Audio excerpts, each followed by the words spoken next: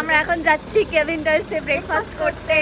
Hello everyone, আজকে আমাদের দার্জিলিং এর ডে 6। আমরা খুব সকাল সকাল চলে এসেছি কেভেন্টার্সে ব্রেকফাস্ট করব বলে। আর ভিডিওতে যেমন দেখি যে প্রচুর লম্বা একটা বাইরে লাইন পড়ে, তো একদমই সেটা ছিল না।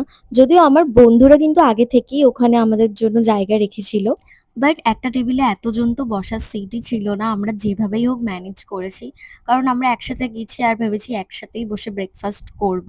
দেখো কেভিন্টার্স থেকে এই যে এই একটা ভিউ, আর ওই যে দেখতে পাচ্ছ ওটা হচ্ছে আমাদের হোটেল রুম। ওই যে দূরে দেখা যাচ্ছে। আর আমাদের মানে হোটেলটা এত সুন্দর একটা জায়গায় পেয়েছি আমরা, যেখান থেকে সব কিছু ম্যাল রোডটা পুরো সামনে।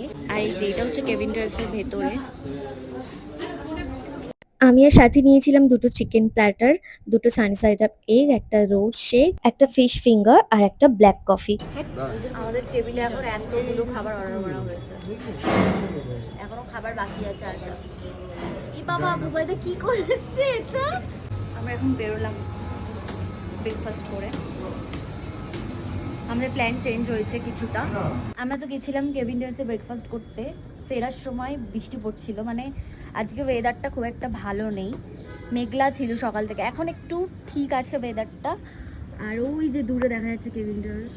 আজকে আমাদের সেরকম কোনো প্ল্যান ছিল না, হঠাৎ করে ডিসাইড করি যে 2-3টে সাইট সিন আছে সেগুলো করব। কারণ সারাদিন হোটেল রুমে বসে থাকলে পুরো দিনটাই আজকে নষ্ট হতো আমাদের। আজকে সবার শরীর খারাপ, আজকে সবার শরীর খারাপ, সবার। মানে আজকে আমরা কেভিন্টার্সে এত হেভি ব্রেকফাস্ট করেছি, সবার শরীর খারাপ। আমারও ভীষণ শরীরটা খারাপ করছে। আমরা এখন এসেছি চা গার্ডেনে, আর এই দেখো কি দারুণ চা বাগানটা। আমরা এখান থেকে সবাই ড্রেস নেব এখন। আমি কি কালারের নেব? আমি রেড নেব, রেড খয়েরি। আমি রেড ব্ল্যাক নেব। ব্ল্যাক তুই রেডের উপর ব্লু নে। এইটা পর এই ওই তো ব্ল্যাকটা নিয়ে না।